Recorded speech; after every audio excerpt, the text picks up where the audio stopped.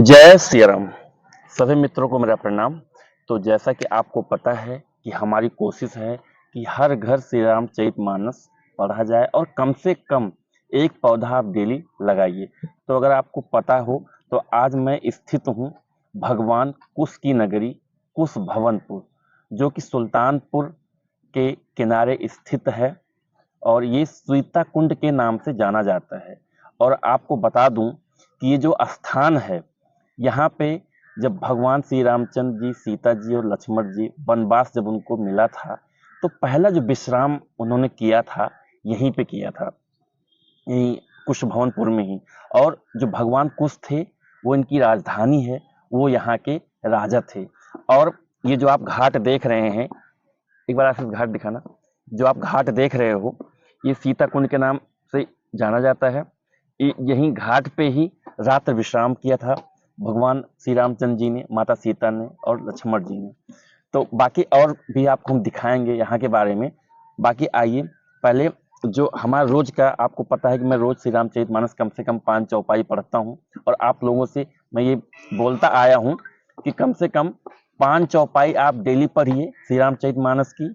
आप भी पढ़िए, अपने बच्चों को भी पढ़ाइए। और मैंने ये भी बोला है कि हम लोग अपने बच्चों से ये तो बोलते हैं कि बेटा पढ़ाई कर लो, हम उनको हॉस्टल भेज रहे हैं, महंगे महंगे कपड़े दे रहे हैं, महंगा मोबाइल दे रहे हैं, आईफोन दे रहे हैं, बट हम उनसे ये कभी नहीं बोलते हैं कि बेटा आप भी पूजा करो, आप भी श्री रामचरितमानस पढ़ो। तो हमारी जो ये मुहिम है कि हर घर श्री रामचरितमानस पढ़ा जाए, कम से कम 5 चौपाई आप डेली श्री रामचरितमानस की पढ़िए। कुछ लोग ऐसा ही बोलते हैं कि भैया मैं जॉब पे जाता हूँ, बिजनेस करता हूँ, टाइम नहीं लगता। टाइम आप निकालेंगे तो मिलेगा, ऐसा नहीं है। उसके लिए आप कुछ मत करिए, कम से कम आधा घंटा पहले उठिए, ठीक है, और श्री रामचरितमानस पढ़िए। डेली श्री रामचरितमानस पढ़ के आप तभी जाइए ऑफिस, ठीक है। तो अगर आप संस्कार देना चाहते हैं अपने बच्चों को तो उनको भी पढ़ाइए, अपनी बेटियों को भी पढ़ाइए। जो आजकल हमारे बच्चे इस चकाचौंध जिंदगी में परेशान हैं, दूसरे मार्ग पे भटक रहे हैं, और आप चाहते हैं आपकी बेटी शादी और कहीं, मतलब आप चाहते हैं अच्छे परिवार में करे, बट वो शादी विवाह कहीं और कर रहे हैं, ठीक है। तो इन सब चीजों से अगर आप मुक्ति चाहते हैं तो श्री रामचरितमानस आप खुद भी पढ़िए और अपने बच्चों को भी पढ़ाइए। जय श्री राम। तो आइए श्री रामचरितमानस की शुरुआत करते हैं। इसके बाद पढ़ने के बाद थोड़ी सी हम आपको यहाँ के बारे में दिखाएंगे, सीता कुंड में क्या क्या चीजें हैं, क्या मंदिर में क्या है, उसकी जानकारी भी देंगे आपको। तो जय सीताराम। दोहा। सोता त्रिविध समाजपुर, ग्राम नगर दुहकूल, संत सभा अनुपम अवध, सकल सुमंगल मूल। तीनों प्रकार के श्रोताओं का समाज ही इस नदी के दोनों किनारों पर बसे हुए पूर्वे गांव और नगर है, और संत की सभा ही सब सुंदर मंगलों की जड़ अनुपम अयोध्या जी है। राम भगत सुर सरितहि जाई मिली, सुकीरत सरज सुहाई, सानुज राम समर जसु पावन, मिलो महानद सोन सुहावन। सुंदर कीर्ति रूपी सुहावनी सरयू जी राम भक्त रूपी गंगा जी में जा मिली। छोटे भाई लक्ष्मण सहित श्री राम जी के युद्ध का पवित्र यश रूपी सुहावना महानद सोन उसमें आ मिला। जुग बिच भगत देव धुनि धारा, सोहति सहित सुबिरत बिचारा, त्रिविधि ताप त्रासक तिमुहानी, राम स्वरूप सिंध समुहानी। दोनों के बीच में भक्ति रूपी गंगा जी का धारा ज्ञान और वैराग्य के सहित शोभित हो रही है। ऐसी तीनों तपों को डराने वाली यह तिमुहानी नदी राम स्वरूप रूपी समुद्र की ओर जा रही है। मानस मूल मिली सुरसरही, सुनत सुजन मन पावन करही, बिच बिच कथा विचित्र विभागा, जन सर तीर तीर वन बागा। इस कीर्ति रूपी सरयू का मूल मानस श्री रामचरित है और यह राम भक्ति रूपी गंगा जी में मिली है, इसलिए यह सुनने वाले सज्जनों के मन को पवित्र कर देगी। इसके बीच बीच में जो भिन्न भिन्न प्रकार की विचित्र कथाएं हैं, वे ही मानो नदी तट के आस पास के वन और बाग हैं। उमा महेश विवाह बराती, ते जलचर अगणित बहुभांति, रघुबर जन्म आनंद बधाई, भंवर तरंग मनोहर ताई। श्री पार्वती जी और शिव जी के विवाह के बाराती इस नदी में बहुत प्रकार के असंख्य जलचर जीव हैं। श्री रघुनाथ जी के जन्म की आनंद बधाइयां ही इस नदी के भंवर और तरंगों की मनोहरता है।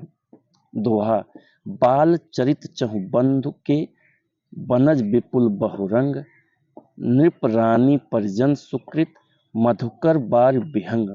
चारों भाइयों के जो बाल चरित हैं, वे ही इसमें खिले हुए रंग बिरंगे बहुत से कमल हैं। महाराज श्री दशरथ जी तथा उनकी रानियों और कुटुंबियों के सत्कर्म पुण्य ही भ्रमर और जल पक्षी हैं। सिए स्वयंवर कथा सुहाई, सरित सुहावन सो छवि छाई, नदी नाव पट प्रश्न अनेका, केवट कुशल उत्तर सविवेका। श्री सीता जी के स्वयंवर की जो सुंदर कथा है, वही इस नदी में सुहावनी छवि जा रही है।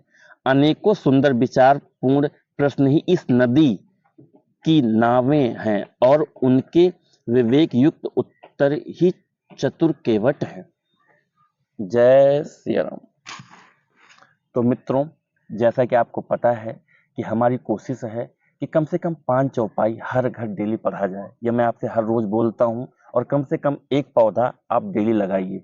आप कुछ नहीं कर सकते हैं तो अगर आप डेली नहीं लगा सकते हैं, मंथ में लगाइए, या कोई एनिवर्सरी पड़ती है या किसी के बर्थडे पड़ता है, अगर ये मुहिम हम चलाते हैं तो उससे क्या होगा कि पर्यावरण के लिए भी हमारे अच्छा रहेगा। और श्री रामचरितमानस से आपको पता है कि ज्ञान मिलना है, आपको काफ़ी कुछ सीखने को मिलेगा, आपके बच्चों को, आपकी फैमिली को संस्कार भी आएंगे। तो इसी के साथ मैं अपनी बारी को विराम देता हूँ। बाकी कुछ जानकारी हम आपको आज और देंगे, क्योंकि हमारी ये कोशिश है कि श्री राम जी के चरित्र की जो कथा है और उन्होंने जहाँ जहाँ भ्रमण किया, उनके टच में जो भी चीज़ें हैं उनसे रिलेटेड हमारा ये सौभाग्य है कि वहाँ हम आए हैं और वहाँ के बारे में आपको बता रहे हैं। और आगे भी हमारी कोशिश रहेगी, जैसे अयोध्या है, चित्रकूट है, इन जगहों पे मैं जाऊँ, वहाँ भी श्री रामचरितमानस मेरा पढ़ने का मन है। धीरे धीरे कोशिश में लगा हूँ, मैं वहाँ भी जाऊँगा और आपको उसके भी बारे में बताऊँगा। अगर और भी यहाँ के बारे में अगर आप देखना चाहते हैं और भी जानकारी चाहते हैं तो इसी में मैं आगे जोड़ दूंगा, एक पार्ट और इसी में जोड़ दूंगा साथ में ही, आप चाहे उसको भी देख सकते हैं। सीता कुंड के बारे में जो कि सुल्तानपुर में स्थित है। जय श्री राम।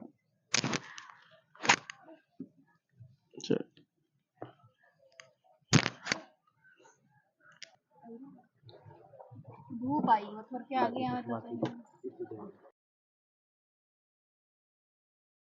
ये भगवान कुश की मूर्ति है, ये आप देख सकते हैं।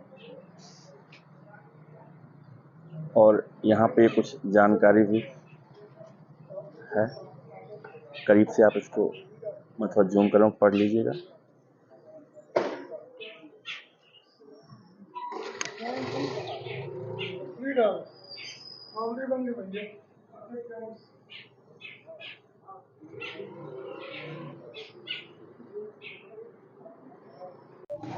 ये सीता कुंड पे ही, घाट पे स्थित है शनि मंदिर।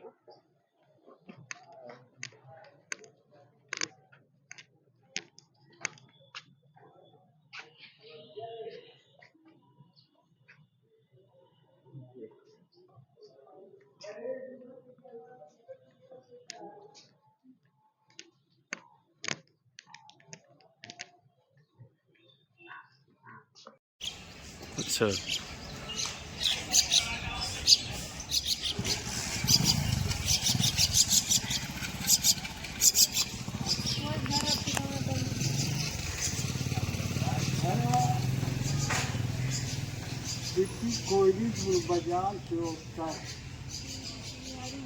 तो जैसा कि देख रहे हैं, ये हमारे हनुमान जी हैं।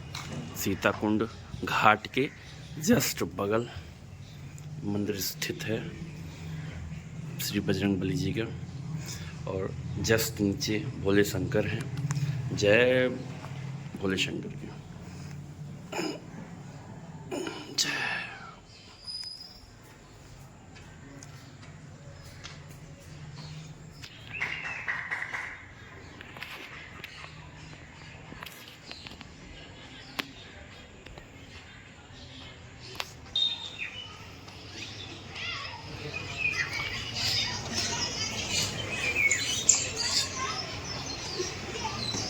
इस सीता कुंड जी के बगल जस्ट ही घाट भी है।